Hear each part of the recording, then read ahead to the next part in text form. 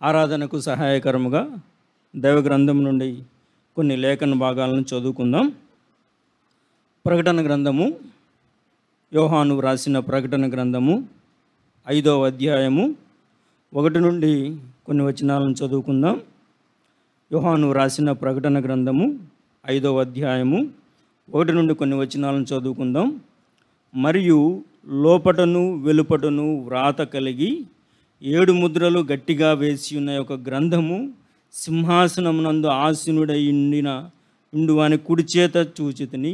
మరియు దాని ముద్రలు తీసి ఆ గ్రంథం విప్పుటకు యోగ్యుడైన వాడెవడని బలిష్ఠుడైన ఒక దేవదూత బిగ్గరగా ప్రచురింపగా చూచితిని. అయితే పరలోకమందు కానీ భూమి మీద కానీ భూమి క్రింద కానీ ఆ గ్రంథము విప్పుటకైనను చూచుటకైనను ఎవనికి శక్తి లేకపోయాను.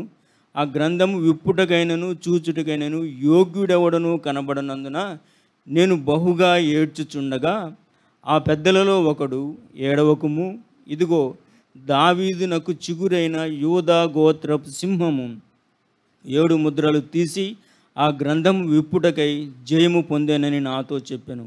మరియు సింహాసనమునకును 4 జీవులకును పెద్దలకును మధ్యను వధింపబడినట్లున్న గొర్రెపిల్ల నిలిచి ఉండడు చూచితిని.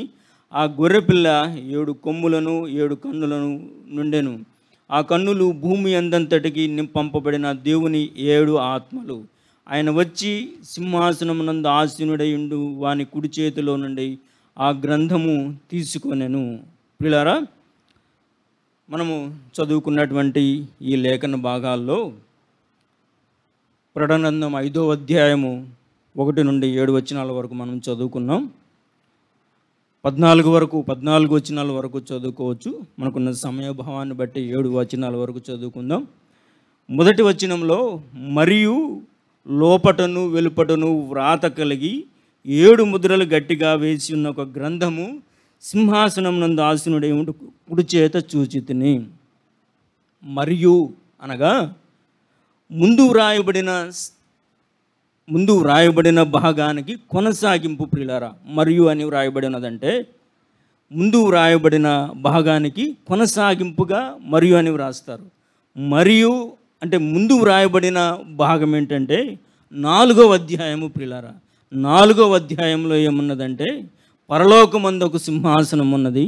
ఆ సింహాసనమునందు ఆసీనుడై ఉన్నవారు తండ్రి అనే దేవుడు. ప్రియులారా, ఆయన ఆకాశం మహాకాశంలో పట్టజాలని దేవుడు, ఆకాశము కంటే ఉన్నతుడు. ఆకాశం ఆయన సింహాసనముగాను భూమి ఆయన పాదపీఠముగాను చేసుకున్నటువంటి దేవుడు. ఆయన పరలోకమందు సింహాసనము ఉన్నది. ఆయన అదే యెషయా గ్రంథం 1వ అధ్యాయంలో 6వ అధ్యాయంలో మనం చూసుకున్నట్లయితే అత్యున్నత సింహాసనమునందు ఆసీనుడై ఉండు వాడిని చూచితిని. ఎవరు రాజా ఉజ్జియా మృతి పొందిన సంవత్సరమున యెషయా చూస్తాడు కదా, ఆ అత్యున్నత సింహాసనమునందు నిలిచి ఉండి వాడిని చూస్తానని రాస్తాడు. పిల్లరా, ఇదే పరలోకమందున్న సింహాసనం యోహాను తెలియజేస్తున్నాడు. పిల్లరా, ఆ సింహాసనం నందు ఆసీనుడై ఉన్నవారు ఎలా ఉన్నారంటే సూర్యకాంత పద్మరాగములను పోలి ఉన్నవాడు.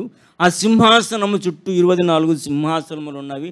ఆ సింహాసనం 24 సింహాసనముల మీద ఆసీనుడైన వాడు తెల్లటి వస్త్రములు ధరించుకొని ఆయన ఎదుట ఉన్నటువంటి 24 పెద్దలు సువర్ణ కిరీటములు పెట్టుకున్న వారై ఉన్నారు.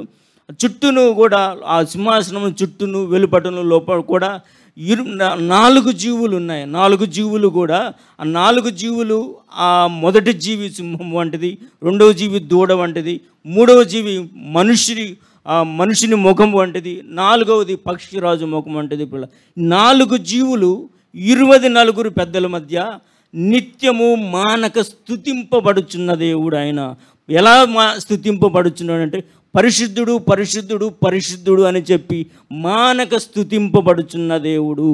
ఆయన ఆ పరలోకమందున్న సింహాసనమందు ఆసీనుడై ఉన్న ఆయన ఆ 24 పెద్దలు, ఆయన 4 జీవులు కూడా ఆయన వర్తమాన భూత భవిష్యత్ కాలంలో ఉన్నటువంటి సర్వాధికారియగు ప్రభువునగు దేవుడని వ్రాస్తారు. పిల్లరా, ఆ పరిశుద్ధుడు పరిశుద్ధుడు పరిశుద్ధుడు మానక రేయింబగళ్ళు స్తుతింపబడుచున్నటువంటి ఆయన చేతిలో ఉన్నటువంటి కుడి చేతిలో ఉన్నటువంటి గ్రంథము. ప్రియులారా, లోపట వెలుపట వ్రాయబడినటువంటి గ్రంథము.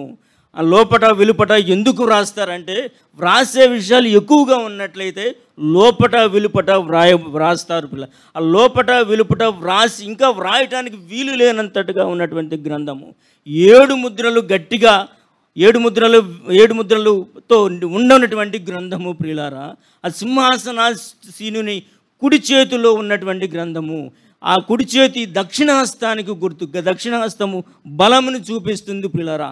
ఆ సింహాసనాసీనుని చేతిలో ఉన్నటువంటి ఆ గ్రంథము విప్పుటకు యోగ్యుడెవరు లేరని చెప్పి ఆ దేవదూతలలో, ఆ బలిష్ఠుడైన దేవదూతలలో ఒకరు ప్రచురింపగా యోహాను చూస్తాడు పిల్లరా.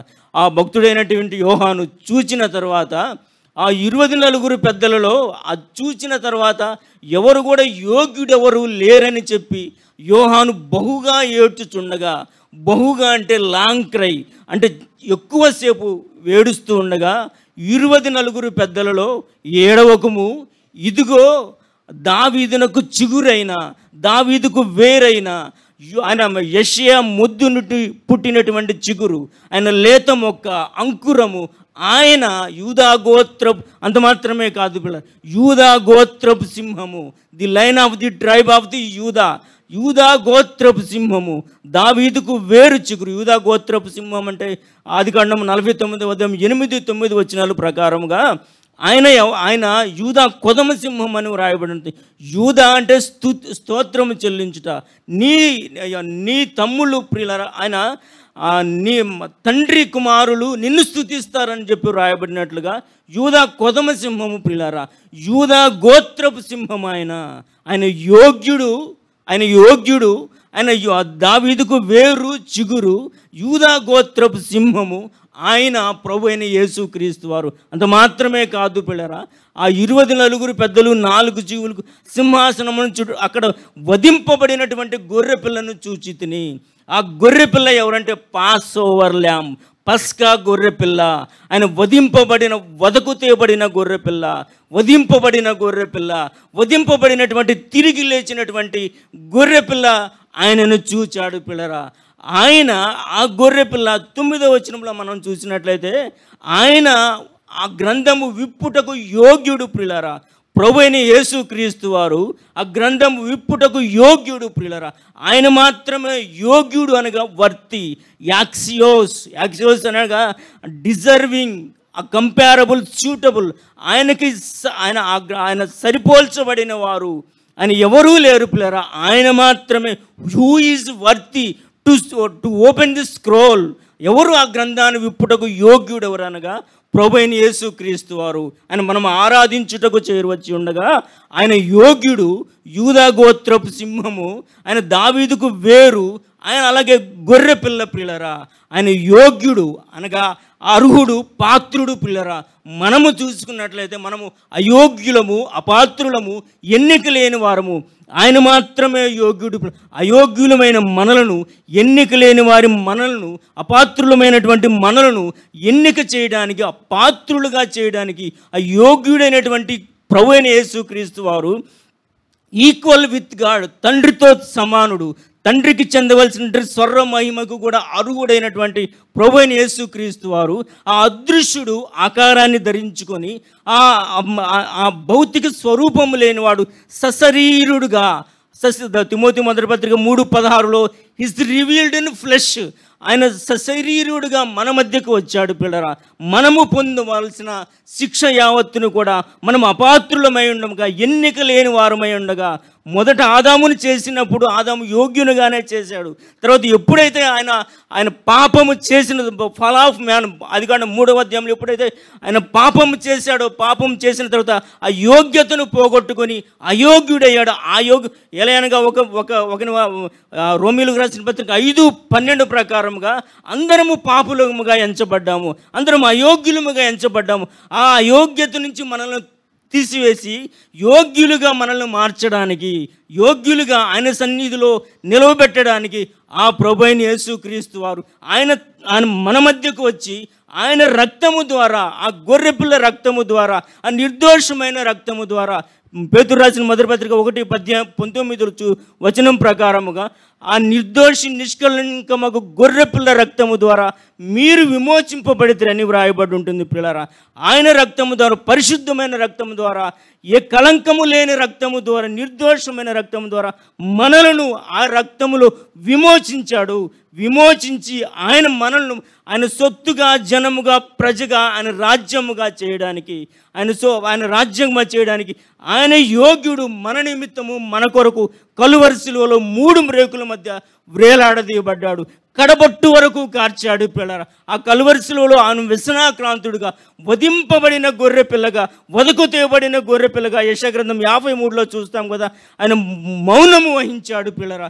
ఆ శిక్ష యావత్తు కూడా మనము పొందవలసిన వారు ఉండగా, మనం ఆ శిక్షకు పాత్రులమై ఉండగా, మన కొరకు ఆ ప్రభువైన యేసుక్రీస్తు వారు ఆ కలువరి శిలువలో 3 మ్రేకుల మధ్య వ్రేలాడి కడబొట్టు వరకు కార్చాడు పిల్లరా. కడబొట్టు వరకు కార్చి మన నిమిత్తము ఆయన కలువరి శిలువలో మరణించి, మరణము యొక్క బలము గాలని హెబ్రీ 2:9లో అపవాదిని మరణము ద్వారా నశింపచేసి, మరణము ద్వారా ఓడించి ఆయన సమాధి చేయబడి తిరిగి పునరుద్ధానుడయ్యాడు. పునరుద్ధానుడు, పునర్ ప్లస్ ఉద్ధానము అనగా తిరిగి లేచేటప్పుడు పిల్లరా. ఆయన మరణాన్ని ఓడించి, యాక్చువల్గా మరణము రావాల్సింది మనము, మరణానికి పాత్రులము మనము. ఏ దోషము లేని ఆయన, ఏ దోషము లేని ప్రభువైన యేసుక్రీస్తు వారు ఆయన మరణించేది. మరణం ఎందుకు వస్తుంది? పాపం వలన వచ్చే జీతము మరణము. అది మనకు రావాలి. ఆయన జన్మలో పాపం లేదు, కర్మలో పాపం లేదు, ఏ పాపము లేని ఆయన ప్రభువైన యేసుక్రీస్తు వారు మన కొరకు ఆయన మరణించాడు. మనలను నిత్య జీవానికి వారసులుగా చేయడానికి, యోగ్యులుగా చేయడానికి ఆయన రక్తము ద్వారా విమోచించాడు పిల్లలు. విమోచించి కడిగి, రక్తములో కడిగి మనల్ని పరిశుద్ధులుగా, ఆయన సొత్తుగా, జనముగా, రాజ్యముగా చేసి ఆయన తిరిగి లేచాడు పిల్లరా. తిరిగి లేచి పరమందు ఆసీనుడై ఉన్నాడు. ఆయన ప్రభువైన యేసుక్రీస్తు వారు ఆ గ్రంథము విప్పుటకు యోగ్యుడు. అందుకే అంటారు కదా, 24 పెద్దలు, 4 జీవులు కూడా ఆయన ఉన్న 24 పెద్దలు కూడా తమ కిరీటాలను తీసివేసి, మేము కాదు దానికి అక్కడ మేము పాత్రులము కాదు, మీరే పాత్రులని చెప్పి తన కిరీటాలు ఆ సింహాసనం ఎదుటి ఆయన ఎదుట వేసి సాగిలపడతారు. సాగిలపడుట అంటే మ్రొక్కుట ప్రియులారా. సో మ్రొక్కుట, పూజించుట. ఆ 24 పెద్దలు, 4 జీవులు కూడా సాష్టాంగపడి మ్రొక్కుతారు పిల్లరా. ఇదే ప్రకటన గ్రంథంలో 1వ అధ్యాయం 17వ వచనంలో యోహాను ఆయన యొక్క వర్ణన వివరించిన తరువాత ఆయన తల వెంట్రుకలు, కరములు, పాదములు, శిరస్సు, ఆయన ముఖము, ఆయన ముఖ స్వరం, ఆయనకు మొత్తం కూడా ముఖ స్వరూపం అంతా కూడా వర్ణించిన తర్వాత చచ్చిన వాని వలె ఆయన పాదముల మీద పడి తిని, అది ఆరాధన. That is called worship pillar. చచ్చిన వాని వల్ల ఆయన పాదముల మీద పడితేనే అలనాడు అబ్రహాము ఆదికాండం 17వ అధ్యాయం 1వ వచనంలో సర్వశక్తుడైన దేవుడు అగుపడినప్పుడు, ప్రత్యక్షమైనప్పుడు సాగిలపడి మొక్కాడు పిల్లరా.